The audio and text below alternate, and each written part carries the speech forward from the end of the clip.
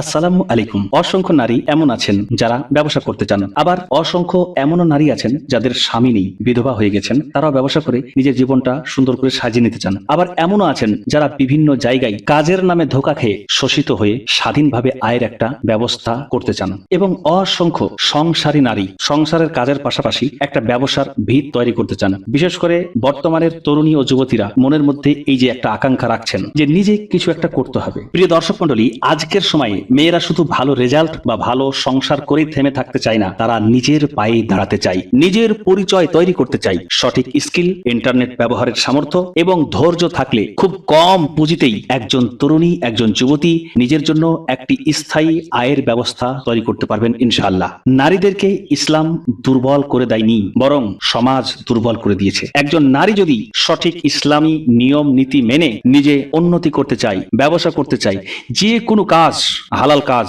করতে চাই, করতে পারবে। শুনবেন একটা কথা, একজন নারী যদি পশু জবাই করে সেটাও করতে পারবে, কিন্তু সমাজে কি বলবে?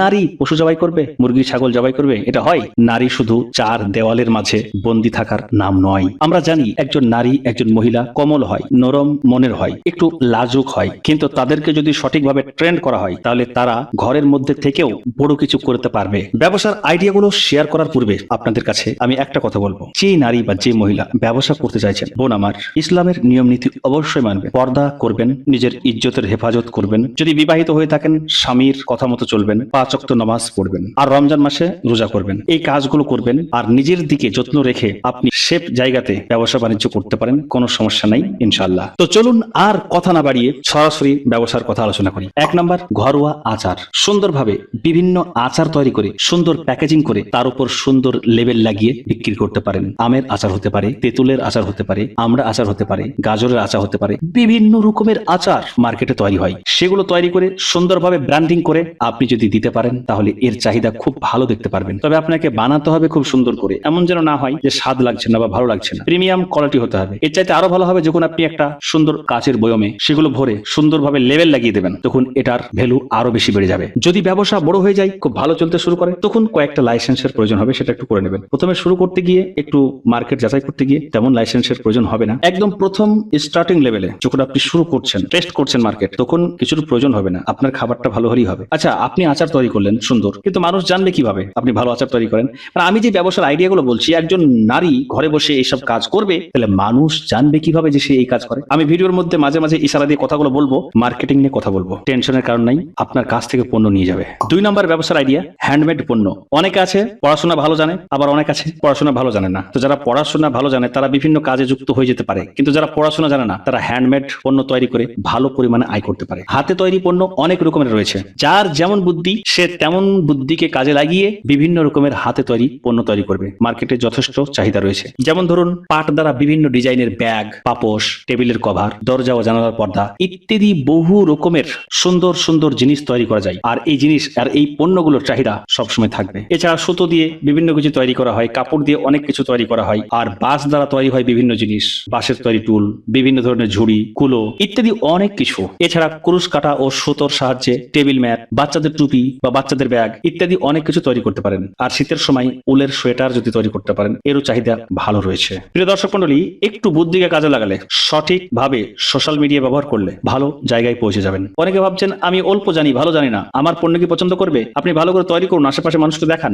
শিখবেন কোথায়? যদি আরো ভালো কিছু শিখতে পারেন তাহলে তো আরো ভালো। ইউটিউবে অনেক ভিডিও পেয়ে যাবেন। এখন বাড়িতে বসে সব কিছু শেখা যায়, শুধুমাত্র একটু বুদ্ধিকে কাজে লাগাতে হবে। অনেকের মনে প্রশ্ন জাগতে পারে, এই শিল্প আস্তে আস্তে হারিয়ে যাচ্ছে, এগুলো কি কেউ কিনবে? অনেক মানুষ সুস্থ থাকার জন্য প্রাকৃতিক উপায়ে তৈরি পণ্য মানে জিনিসপত্র ব্যবহার করছেন। এর চাহিদা আছে, কিন্তু ঠিক মতো তাদের কাছে পৌঁছানো হয় না। বাচ্চাদের টিউশন। যদি আপনি মোটামুটি একটু ভালো পড়াশোনা করে থাকেন তাহলে বাচ্চাদের টিউশন এটা কিন্তু খুব সুন্দর একটি কাজ।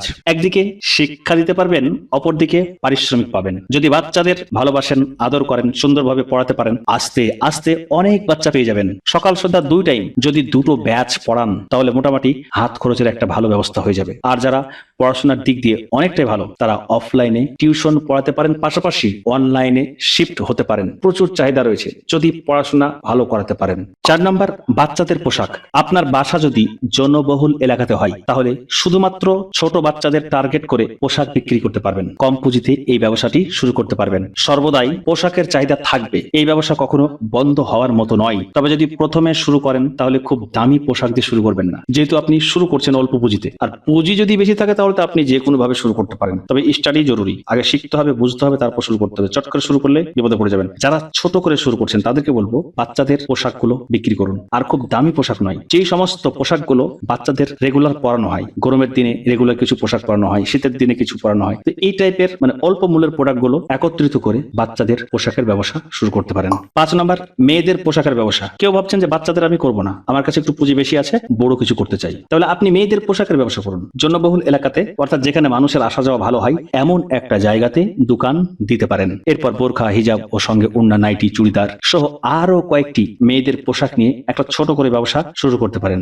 আপনি একজন মেয়ে, আর মেয়ে মানুষ আপনার গ্রাহক হবে। ব্যাপারটা কত সুন্দর, তাই না? দেখবেন ব্যবসাটা খুব ভালো চলবে। তার সঙ্গে যদি সেলাইয়ের কাজ করতে পারেন তাহলে একটা অ্যাডভান্টেজ থাকবে। যে মেয়েরা ড্রেস ক্রয় করে, হয়তো আপনার কাছে একটা নাইটি ক্রয় করলো, একটা চুড়িদার ক্রয় করলো, একটা বোরখা ক্রয় করলো, তো রিসাইজ করার প্রয়োজন হয়, কারণ সেট হয় না, তো একটু সেলাই করার প্রয়োজন হয়। তো এই কাজগুলো আপনি করবেন। পাশাপাশি অন্যরাও অনেকে আছে যারা আপনাকে বানিয়ে দিতে বলবে যে আমার এই সাইজে বানিয়ে দেওয়া হোক, তো আপনি সেই হিসাবে বানিয়ে দিবেন। সেই জন্য এক্সট্রা কিছু চার্জ নিতে পারবেন, যেহেতু আপনি এক্সট্রা সেলাইয়ের কাজ করছেন। 6 নাম্বার, দেশি ঘি। দেশি ঘি এর চাহিদা অনেক বেশি। যদি দেশি ঘি তৈরি করতে পারেন ভালো চলবে। সুন্দর ও পরিষ্কার কাচের বয়ামে ঘি প্যাক করুন, বা প্লাস্টিকের সুন্দর কোটোগুলোতেও ঘি প্যাক করতে পারেন, তবে কাচের বেস্ট।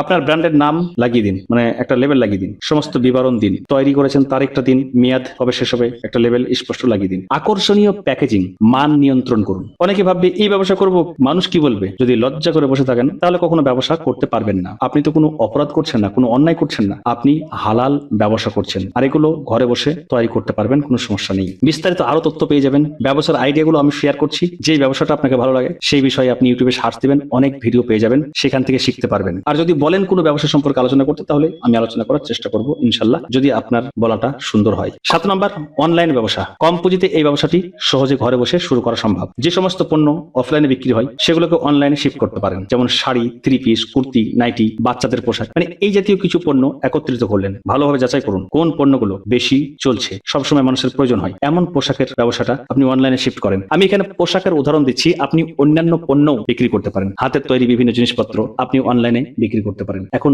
অনলাইনে ভালো চলছে। প্রিয় দর্শক মণ্ডলী, নিজে তৈরি করতে পারলে এটা তো খুবই ভালো। যেমন আচার নিজে তৈরি করছেন, ঘি নিজে তৈরি করতে পারছেন, এগুলো অনলাইনে সেল করতে পারেন ভালো মার্জিন রেখে, যেহেতু অরিজিনাল পণ্য আপনি বিক্রি করছেন। এরকম অ্যাড আপনাকে করতে হবে। এবার হয়তো এমন কোনো পণ্য আপনি সেল করছেন যেটা নিজে তৈরি করেন না, তাহলে কি করবেন? স্থানীয় বড় যারা পাইকারি পণ্য দিয়ে থাকে মার্কেট থেকে কম দামে, তাদের কাছ থেকে পণ্য গ্রহণ করবেন। তারপর ফেসবুক, ইনস্টাগ্রাম ইউজ করতে পারেন। একটি সুন্দর নামে বিজনেস পেজ তৈরি করুন, সেখান থেকে অর্ডার নিন এবং তাদের কাছে ডেলিভারি করে দিন। সুন্দর ছবি, সুন্দর ভিডিও তৈরি করতে পারেন। এখন এআই ব্যবহার করে অনেক সুন্দর সুন্দর ছবি এবং ভিডিও বানানো হচ্ছে, সেগুলো আপনি শেয়ার করুন। তবে শরীয়তের পরিপন্থী কোনো কাজ যেন না হয় সেটা মাথায় রাখতে হবে। সেইখান থেকে আপনি অর্ডার পেলে তাদের কাছে পৌঁছে দিন। পাশাপাশি যদি আপনি বাড়িতে একটা দোকান করে রাখেন তাহলে অফলাইনে কিন্তু বিক্রি হবে। অফলাইনে মানুষ আশেপাশের কিনবে, আর অনলাইনে অর্ডার পেলে পাঠিয়ে দেবেন। 8 নম্বর ব্যবসার আইডিয়া, হোমমেড স্কিন কেয়ার ও বিউটি প্রোডাক্ট। বর্তমান সময়ে প্রাকৃতিক ও হোমমেড স্কিন কেয়ার প্রোডাক্টের চাহিদা অনেক বাড়ছে, যেমন হ্যান্ডমেড সাবান, lip balm, face pack, rose water, hair oil ইত্যাদি। এসব পণ্যের চাহিদা